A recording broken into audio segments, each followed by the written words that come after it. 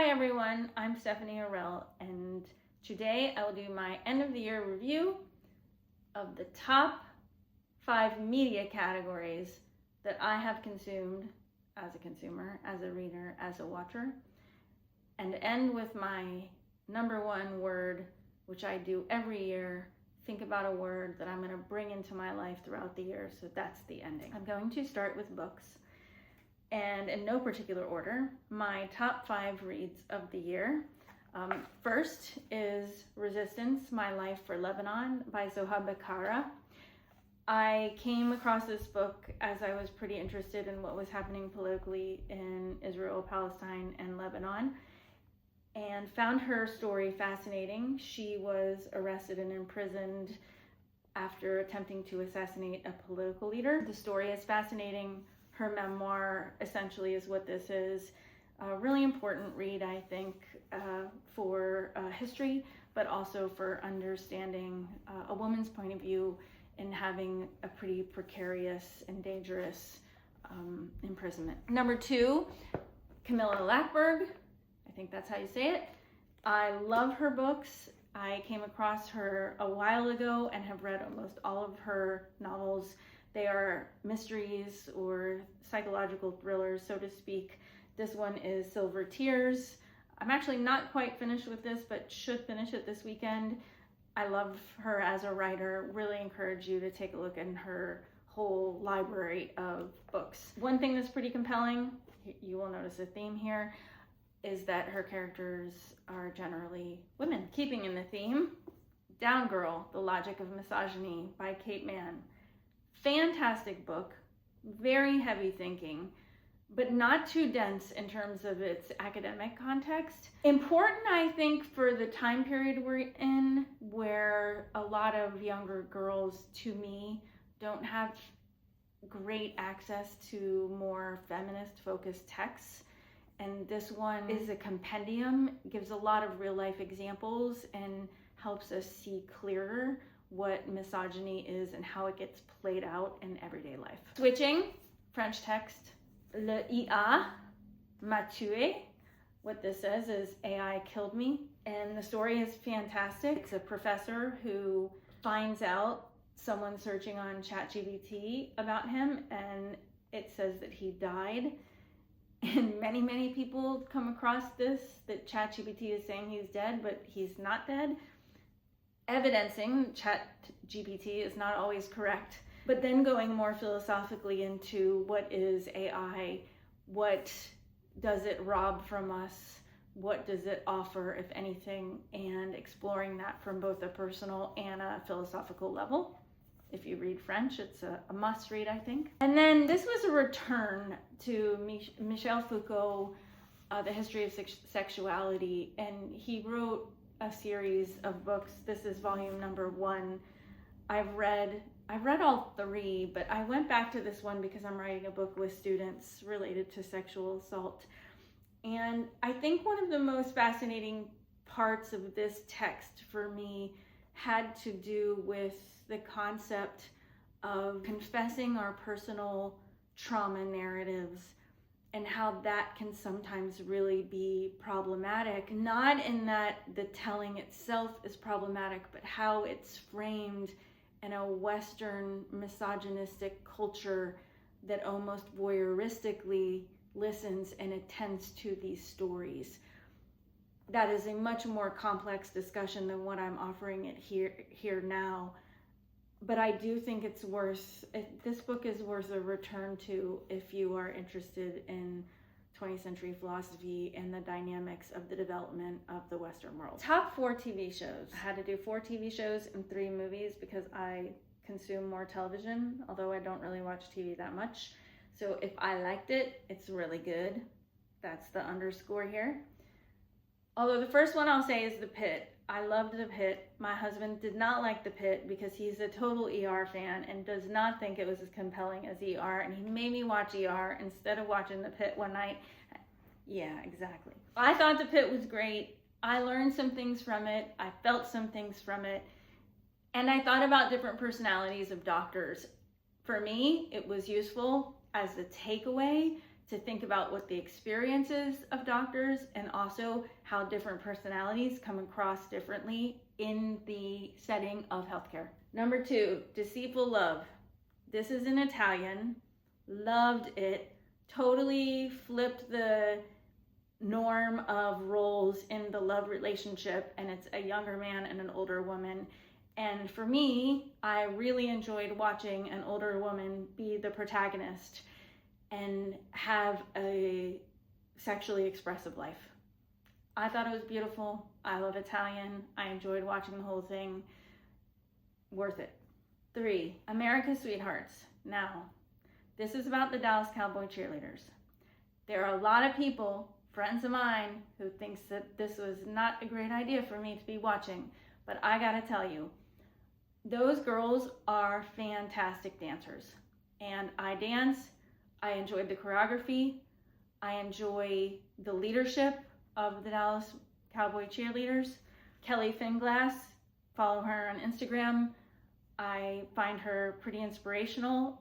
She's the leader to whom I'm referring. There are other female leaders.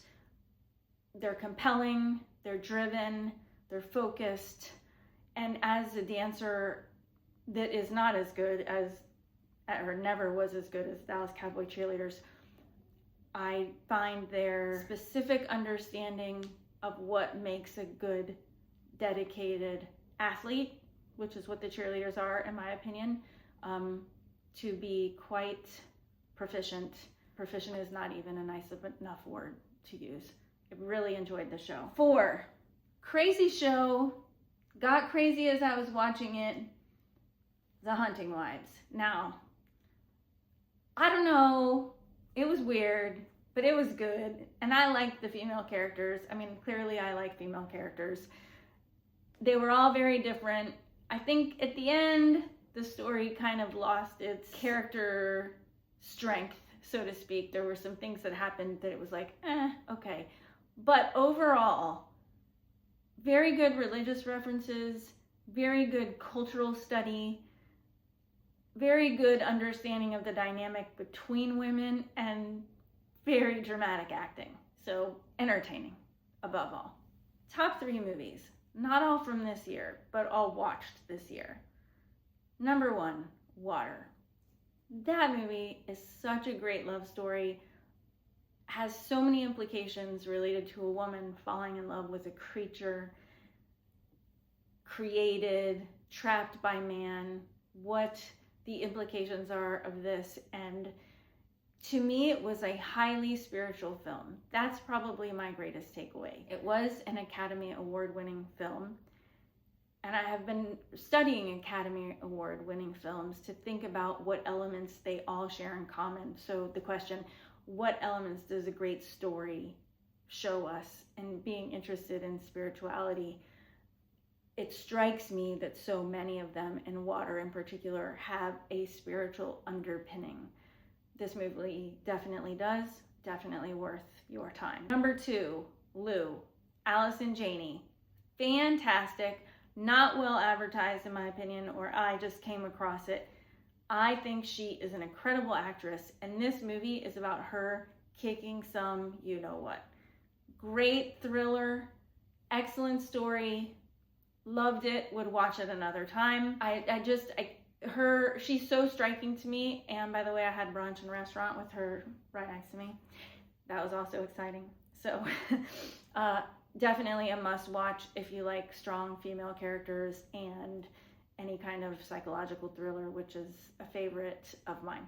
Last, keeping in theme with a PhD in theology, Conclave. I thought it was excellent. For the most part, it's theologically rich.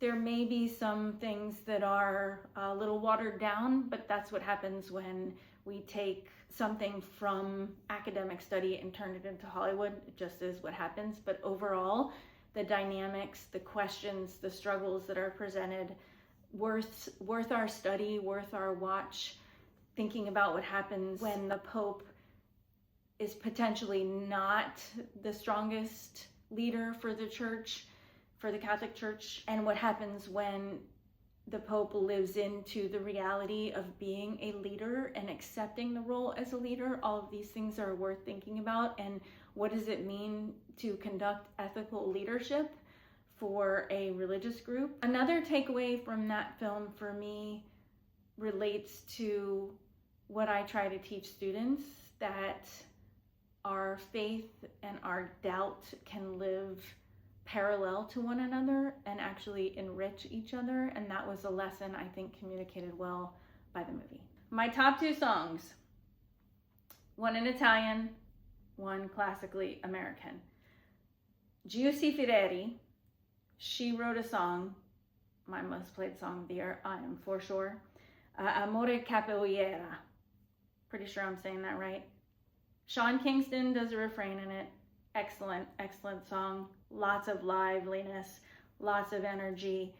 It is about a couple things, but its focus is on a Brazilian dance. So totally worth listening to. Please listen to it. Have fun, work out, dance. Number 2, a theme song for me, I Believe That We Will Win, by Pitbull. I can't get enough of him. I love his music. I love his albums. He gives me energy, strength, and another fun song to end the year with. The top word of the year, assiduity. Assiduity has a close familiar relationship with perseverance, determination, grit, which is a word that I've used before.